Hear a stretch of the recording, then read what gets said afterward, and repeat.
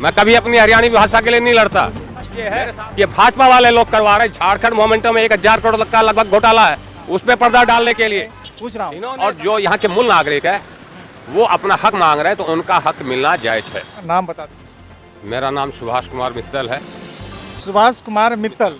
अच्छा, आप कहाँ के रहने वाले हैं? मैं हरियाणा का रहने वाला हूँ। अच्छा, आज जो बोकारो धनबाद में ये जो भाषा संस्कृति को लेकर एक जो आग लगी है और इनका धुआं पूरे झारखंड में उठता दिखाई दे रहा है। बीजेपी का ये सीधा आरोप है कि झारखंड मुक्ति मोर्चा की सरकार ये आंदोलन करवा रही है। नहीं, ये झूठ है। अगर भाजपा वाले ऐसे आरोप लगा रहे हैं कि जेएमएम के मुख्यमंत्री या उसकी पार्टी करवा रही, तो ये सरासर झूठ बोल रहे हैं। बल्कि कड़वा सच ये है कि भाजपा वाले लोग करवा रहे हैं। झारखंड मोमेंटम में 1000 करोड़ का लगभग घोटाला है, उस पर पर्दा डालने के लिए इन्होंने समरसेबल पंप का काम हुआ, 80 फुट खुदाई में 300 फीट पाइप डाल दिया और ग्रामीणों को बेवकूफ बना दिया वहाँ पे। उसमें करोड़ों का घोटाला है। वो सब घोटालों पर पर्दा डालने के लिए जेएमएम सरकार पे कोई भी आरोप लगा सकते। अच्छा, एक बात और हमको बताइए। मैं बता दूं दोस्तों कि आज मैं जमशेदपुर में जब से आया, मैं कई पार्टी के कार्यालय में गया, लेकिन यहाँ कोई भी व्यक्ति या कोई भी अधिकारी अपना बयान देने के लिए राजी नहीं है। बहुत बड़ी बात है। और बोकारो धनबाद में आज जो भाषा संस्कृति का विवाद छिड़ा है, उनका जो धुआं यहाँ तक वो इस तरह उठा है कि लोग अपना बयान जो है कि देना नहीं चाहते। और जो यहाँ के मूल नागरिक है वो अपना हक मांग रहे हैं, तो उनका हक मिलना जायज है, मिलना भी चाहिए। और रह गया रघुवर जी का, हेमंत जी का, भाई ये तो वोट का राजनीति है साफ सुथरा। ये भाषा का राजनीति नहीं रह गया है, तो वोट का राजनीति हो गया।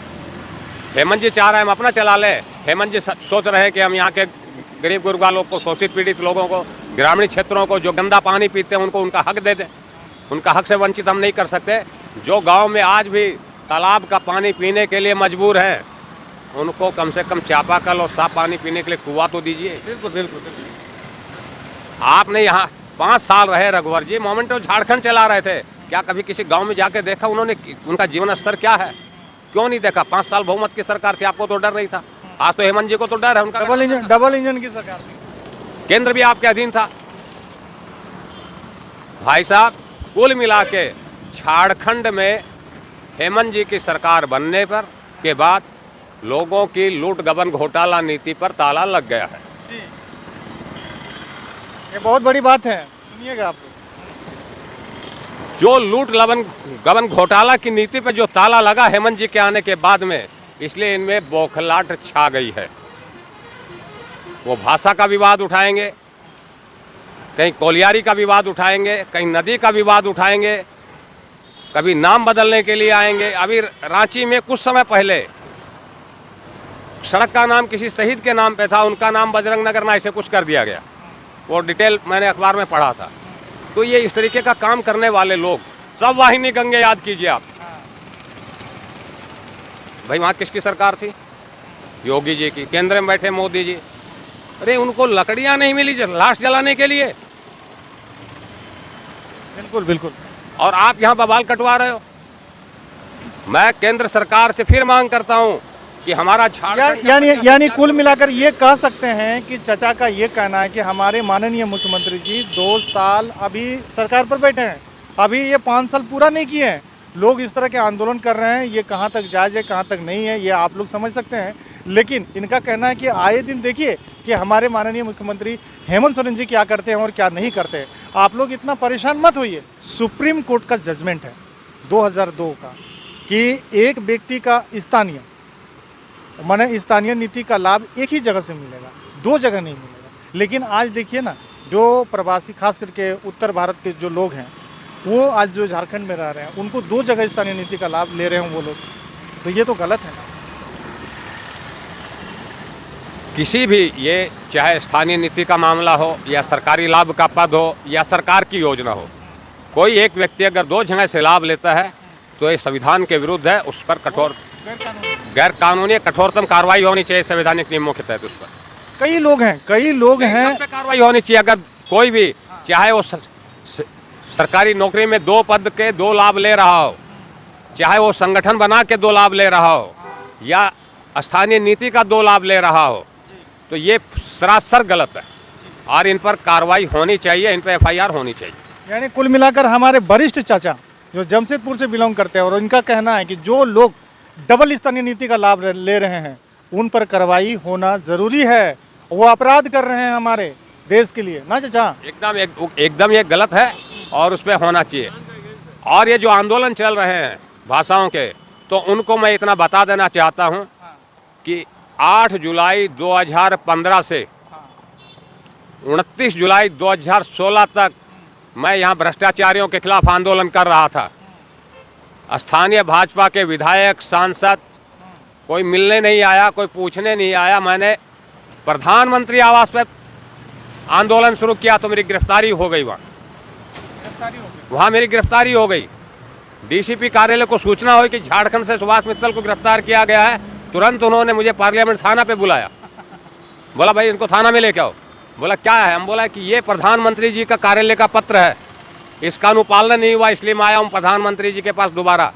और एक एक बार करके मैं 8 बार दिल्ली गया, 8 बार प्रधानमंत्री जी के कार्यालय से आया झारखंड में। लेकिन रघुवर दास जी की सरकार ने सब पत्रों को दबा दिया। क्यों दबा दिया भाई? आप डबल इंजन की सरकार है। उन पत्रों का क्या हुआ? क्या मेरे देश का प्रधानमंत्री इतना कमजोर, बेबस, लाचार, मजबूर है कि वो अपने कार्यालय का पत्र का अनुपालन नहीं करवा सके? और आज इस तरह का ये जो कुछ देख रहा हूँ, अंदर से तकलीफ होती है, लेकिन चाह के कुछ कर नहीं सकता।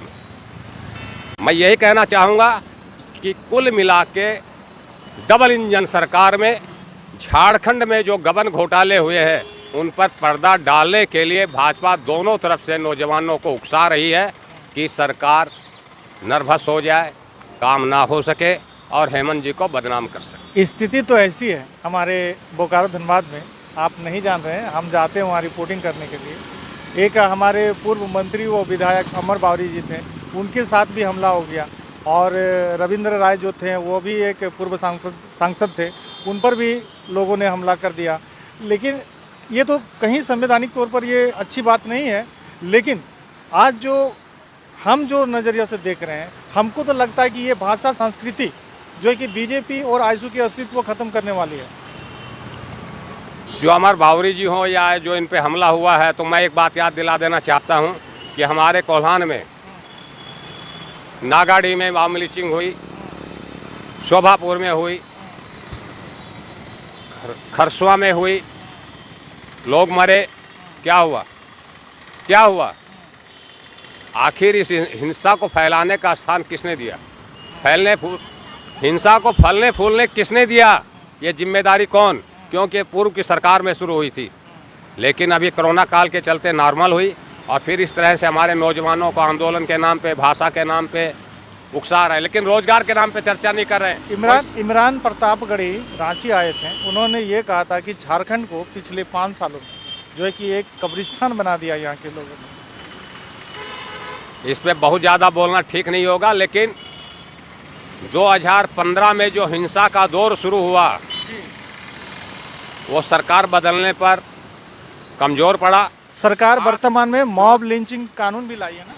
14-19 के बाद में जब सरकार बदल गई, हेमंत जी बैठे हैं, तो हिंसा पर लगाम लगी है, लेकिन पूर्ण रूप से भी लगाम नहीं लग पाई, क्योंकि उससे अभी भी बढ़े हुए हैं हिंसा फैलाने वालों के। ये जो 5 साल में गबन घोटाले करके जो काली कमाई की है, तो उनकी मानसिकता छाई हुई है कि हिंसा फैला के और पूरा डिस्टर्ब कर दो, लोगों को न्याय नहीं मिल सके और हिंसा में सरकार को बदनाम करे। लेकिन ये सरकार बदनाम होने वाली नहीं, क्योंकि मैं मुख्यमंत्री जी के कार्यालय एक यहाँ से डाक से लेटर भेजा, उसका जवाब आ गया डिप्टी कमिश्नर के पास कि आप पूरा कार्रवाई कीजिए। जब कार्रवाई नहीं हुई, मैं दोबारा गया, वहाँ से फिर आ गया। अब मैंने मुख्यमंत्री जी के ओएसडी से फ़ोन पे बात की, बोला जो कार्रवाई हुई या नहीं पूरा डिटेल से आप आके मिलिए या आप लेटर भेजिए, कैसे कार्रवाई नहीं। हम कमिश्नर चाहूँगा जो आंदोलनरत छात्र नौजवान हमारे बच्चे हैं वो धैर्य बनाए रखें और अपना हक का लड़ाई लड़ें, लेकिन हिंसा को फलने फूलने ना दें, हिंसा पे लगाम रखें। सुभाष कुमार मित्तल, आप उनकी बात सुन रहे थे और उनकी तरफ से साफ ये कहना है कि जो भी अपना अधिकार के लिए लड़ाई लड़ रहे हैं वो संवैधानिक तौर पर लड़ें, लेकिन हिंसा को किसी तरह अंजाम दे वो अच्छी बात नहीं है। कुल मिलाकर ये वीडियो आप लोगों को कैसा लगा? अच्छा लगा तो लाइक, कमेंट, शेयर और चैनल को सब्सक्राइब करना नहीं भूलिएगा। जय हिंद, जय भारत।